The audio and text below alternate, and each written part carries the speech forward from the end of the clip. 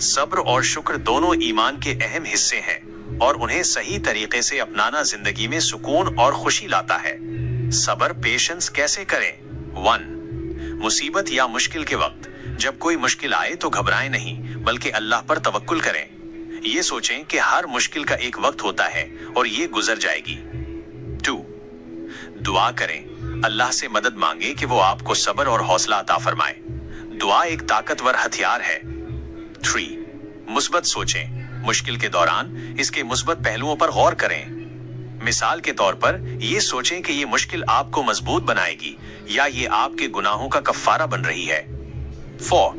दूसरों का हाल देखें, अपने से ज्यादा मुश्किल में मुब्तला लोगों को देखें। इससे आपको एहसास होगा कि आपका हाल बहुत से लोगों से बेहतर है और सब्र करना आसान हो जाएगा। 5. माजी से सीखें, याद करें कि आपने माजी में किन मुश्किलात का सामना किया था और कैसे उनसे निकले। ये एतमाद बहाल करने में मदद देता है। शुक्र ग्रेटिट्यूड कैसे करें? 1.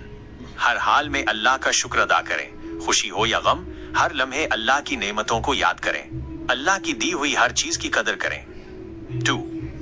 अल्लाह की नेमतों पर गौर करें, अपनी सेहत, घर, खानदान, खाना और यहाँ तक कि सांस लेने की नेमत पर गौर करें। जब आप इन छोटी छोटी नेमतों को पहचानेंगे तो शुक्र करना आसान हो जाएगा।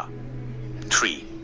जुबानी शुक्र अदा करें, हर नमाज के बाद और हर हाल में अल्हम्दुलिल्लाह कहकर अल्लाह का शुक्र अदा करें। जुबानी शुक्र के साथ साथ दिल से भी शुक्र अदा करें। 4. नेमतों को सही इस्तेमाल करें, अल्लाह की दी हुई नेमतों का गलत इस्तेमाल न करें। अपने वक्त, सेहत और दौलत को अच्छे कामों में लगाएं, यही हकीकी शुक्र है। 5. दूसरों का शुक्रिया अदा करें, जो लोग आपकी मदद करते हैं या आपके साथ अच्छा सलूक करते हैं उनका भी शुक्रिया अदा करें। ये अल्लाह के शुक्र का एक हिस्सा है। सब्र और शुक्र एक दूसरे से जुड़े हुए हैं। जब आप मुश्किल में सब्र करते हैं तो ये अल्लाह की रजा का शुक्र अदा करना होता है, और जब आप नेमतों पर शुक्र करते हैं तो ये अल्लाह की तरफ से मजीद नेमतें पाने का एक जरिया है।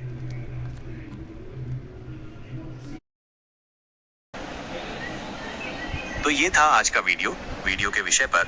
मुझे उम्मीद है कि आपको ये जानकारी अच्छी लगी होगी और ये आपके काम आएगी।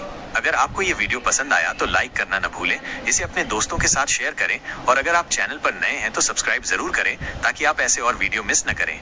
आपकी राय मेरे लिए बहुत महत्वपूर्ण है, इसलिए कमेंट करके बताएं कि आपको ये वीडियो कैसा लगा और आप आगे कौन से विषय पर वीडियो देखना चाहेंगे। मैं आपसे मिलूंगा अगले वीडियो में, तब तक अपना ध्यान रखें और सीखते रहें।